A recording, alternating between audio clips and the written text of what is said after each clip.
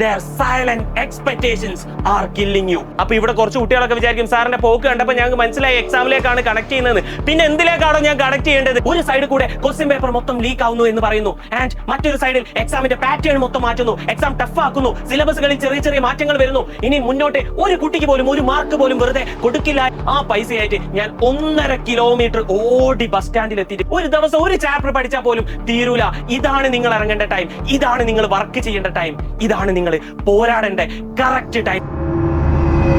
ഇന്ന് ഞാൻ സംസാരിക്കുന്നത് നിന്നോടാണ്. പ്രതീക്ഷയുടെ ഒരു തരി പോലും ബാക്കിയില്ലാത്ത കേരളത്തിലെ വിദ്യാർത്ഥികളോടാണ്. കണ്ണ് തുറന്നാൽ മുന്നിൽ ഇരുട്ട് മാത്രം കാണുന്ന, എന്ത് ചെയ്യണമെന്നോ എവിടെ തുടങ്ങണമെന്നോ അറിയാത്ത ഒരു പറ്റം നിഷ്കളങ്കരായ വിദ്യാർത്ഥികളോടാണ് ഇന്ന് ഞാൻ സംസാരിക്കുന്നത്. നിങ്ങൾക്ക് ഞാൻ 2 പേരെ കാണിച്ചു തരാം. ഇതാ, ഫോണിൽ നിന്ന് ജസ്റ്റ് ഒന്ന് കണ്ണ് അങ്ങോട്ടോ ഇങ്ങോട്ടോ മാറ്റിയാൽ നിങ്ങൾക്ക് ഇവരെ കാണാൻ പറ്റും. ഇവരൊക്കെ നിങ്ങളിൽ വലിയ പ്രതീക്ഷയിലാണ്. ചില പാരന്റ്സ് പറയും, മോനെ മോളെ നീ അങ്ങനെ ആവണം, നീ ഇങ്ങനെ ആവണം, നിന്റെ അടുത്ത് ഞങ്ങൾക്ക് വലിയ പ്രതീക്ഷയാണെന്ന് ചില പാരന്റ്സ് പറയും. എന്നാൽ മറ്റു ചില പാരന്റ്സ് ഉണ്ട്, അവര് നിങ്ങളോട് ഒന്നും പറയില്ല. But their silent expectations are killing you. അല്ലടാ, അവരൊക്കെ പറയാതെ തന്നെ നിങ്ങളിൽ ഒരുപാട് പ്രതീക്ഷ അർപ്പിക്കുന്നുണ്ട്. ഞാൻ ആലോചിക്കുന്നത് വേറൊരു രീതിയിലാണ്. ശരിക്കും ഇവർക്ക് ആലോചിച്ചൂടെ, ഇവർക്ക് പ്രതീക്ഷിച്ചൂടെ? നിങ്ങൾ ജനിക്കുന്നതിൻ്റെ മുന്നേ തന്നെ നിങ്ങളെക്കുറിച്ച് സ്വപ്നം കണ്ടു തുടങ്ങിയവരല്ലേ? അവർക്ക് നിങ്ങളിൽ പ്രതീക്ഷ അർപ്പിക്കാനുള്ള അവകാശമില്ലേ? അത് തിരിച്ചു കൊടുക്കാനുള്ള അവകാശം നിങ്ങൾക്കുമില്ലേ? ഉറപ്പായിട്ടും ഉണ്ട്. അങ്ങനെ പാരൻസിന് ചെറിയൊരു മൊട്ട സൂചിയെങ്കിലും തിരിച്ചു കൊടുക്കുമ്പോൾ ഉള്ളിലുണ്ടാവുന്ന ഒരു ഫീൽ എന്താണെന്ന് നിങ്ങൾ എപ്പോഴെങ്കിലും അത് എക്സ്പീരിയൻസ് ചെയ്തിട്ടുണ്ടോ? ഇല്ലെങ്കിൽ നിങ്ങൾ അത് എക്സ്പീരിയൻസ് ചെയ്യേണ്ടതാണ്. എൻ്റെ കുട്ടിക്കാലത്തെ ചെറിയൊരു കഥ ഞാൻ പറഞ്ഞുതരാം. ഈ ഒരു സാധനത്തിൻ്റെ പേര് നിങ്ങൾക്ക് അറിയാലോ, കാശിത്തൊണ്ട്. എന്താ ഓരോ നാട്ടിലും ഓരോ പേരാണ്. അപ്പോൾ എൻ്റെ വീട്ടിൽ ഇതിറ്റാവുന്നുണ്ടായിരുന്നു. അപ്പോൾ എൻ്റെ ഉപ്പയ്ക്ക് ജോലിയൊന്നും ഇല്ലാതെ ഞങ്ങൾ ഫിനാൻഷ്യലി ഭയങ്കര ബുദ്ധിമുട്ടി നിൽക്കുന്ന ഒരു സമയമായിരുന്നു അത്. അപ്പോൾ ഒരു ദിവസം ഉപ്പ എവിടെ പോവുകയാണ്, പുള്ളിക്ക് ബസ്സിന് കൊടുക്കാൻ പൈസ ഇല്ല. അങ്ങനെ ഈ ഒരു തൊണ്ടിൽ നിന്ന് ഞാൻ കുറേ ഇത് എടുക്കാൻ നോക്കി, നടക്കില്ല. ഞാൻ ഉപ്പനോട് പറഞ്ഞു, പോലെ ഞാൻ ഇപ്പം എടുത്തുതരാൻ പറഞ്ഞു. ഞാൻ എത്ര നോക്കിയിട്ടും ഇതിൽ നിന്ന് എനിക്ക് ഇങ്ങനെ തോണ്ടിയത് എടുക്കാനാവുന്നില്ല. ലാസ്റ്റ് ഉപ്പ പോയി. പക്ഷെ അപ്പോഴും ഞാൻ ശ്രമം ഉപേക്ഷിച്ചിട്ടില്ല.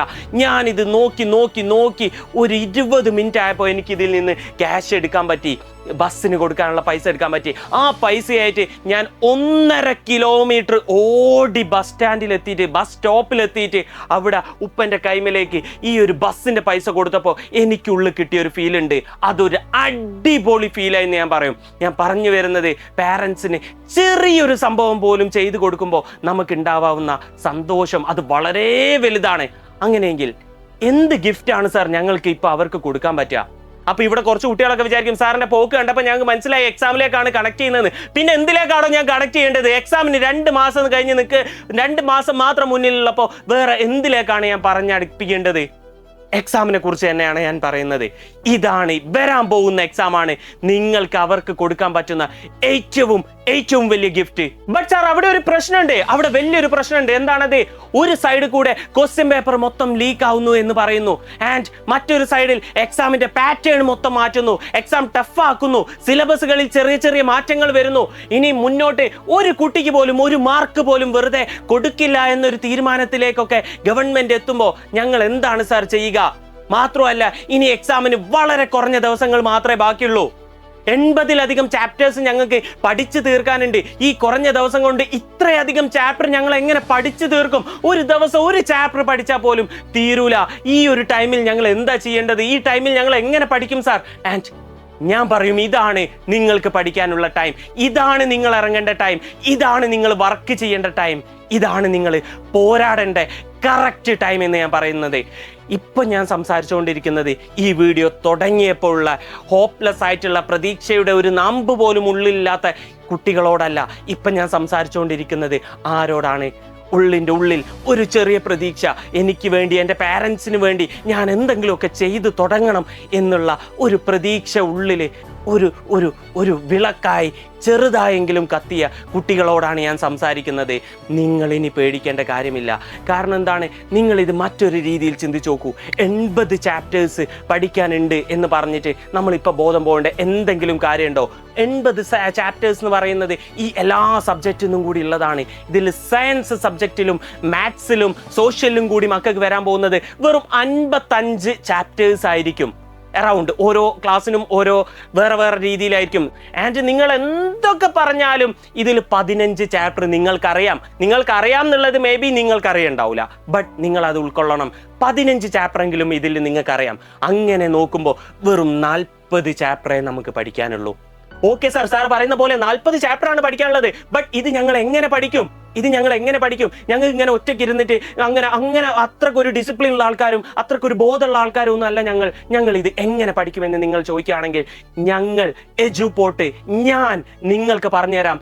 നാളെ എന്ത് പഠിക്കണം, നാളെ എത്ര പഠിക്കണം, നാളെ ഏത് ചാപ്റ്റർ പഠിക്കണം, ആൻഡ് മറ്റന്നാൾ എന്ത് പഠിക്കണം, ഇങ്ങനെ ഓരോ ദിവസവും ഇനി വരാൻ പോകുന്ന ഓരോ ദിവസവും നീ എന്ത് പഠിക്കണം, എങ്ങനെ പഠിക്കണം, സകല സാധനവും ഞാൻ നിങ്ങൾക്ക് പറഞ്ഞുതരാം. നീ പഠിക്കാൻ റെഡിയാണെങ്കിൽ, നീ മാറ്റത്തിന് റെഡിയാണെങ്കിൽ ഉറപ്പായിട്ടും നിനക്ക് നല്ലൊരു ഓപ്പർച്യൂണിറ്റിയുമായിട്ടാണ് ഞാൻ വന്നിരിക്കുന്നത്.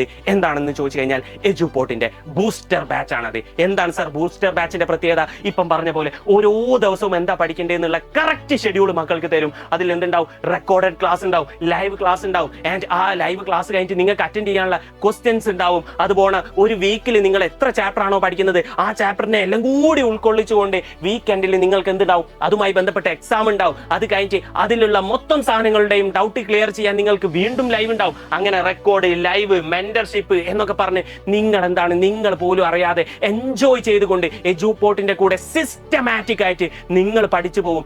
ആൻഡ് ഫെബ്രുവരി ലാസ്റ്റ് ആവുമ്പോഴേക്ക് നിങ്ങൾക്ക് എന്തൊക്കെ പഠിക്കാണ്ടോ സകല സാധനവും നിങ്ങൾ പഠിച്ചു തീർത്തിട്ടുണ്ടാവും. അവിടുന്ന് അങ്ങോട്ട് നമ്മൾ റിവിഷൻ ചെയ്യും. ഉറപ്പുള്ള കാര്യമാണ്, ഞാൻ 100% കോൺഫിഡൻസിലാണ് പറയുന്നത്.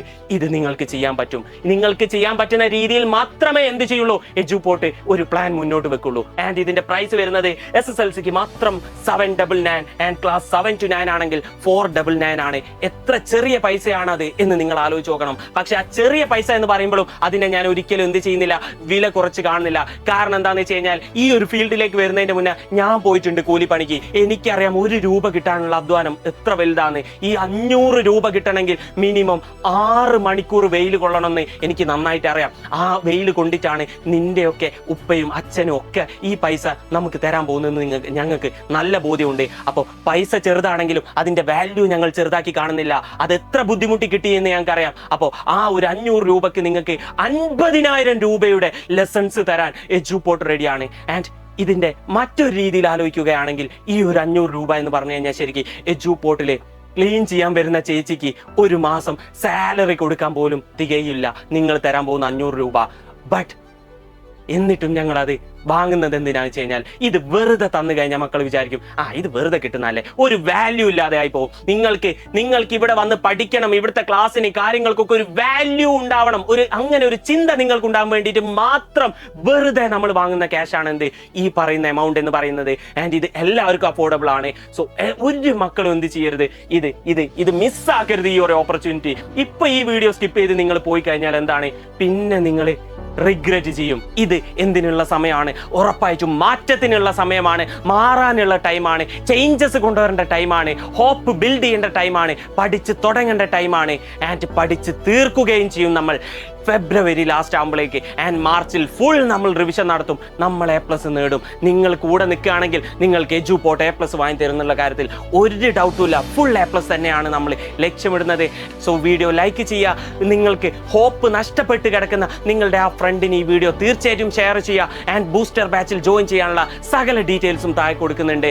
ആ ഒരു കാര്യങ്ങളൊക്കെ മക്കൾ എന്ത് ചെയ്യുക, ഫോമൊക്കെ ഫില്ല് ചെയ്ത് റെഡിയാക്കുക. സോ കമൻറ്റ് ചെയ്യാൻ മറക്കരുത് നിങ്ങൾക്ക് എത്ര A+ വേണം, ആൻഡ് നിങ്ങളിൽ ഒരു ഹോപ്പ് ബിൽഡായോ ഈ വീഡിയോ കണ്ടതിന് ശേഷം. സോ എല്ലാ മക്കളും കമൻറ്റ് ചെയ്യുക. നമുക്ക് മാറാം, നമുക്ക് പോരാടാം, നമുക്ക് വിജയിക്കാം.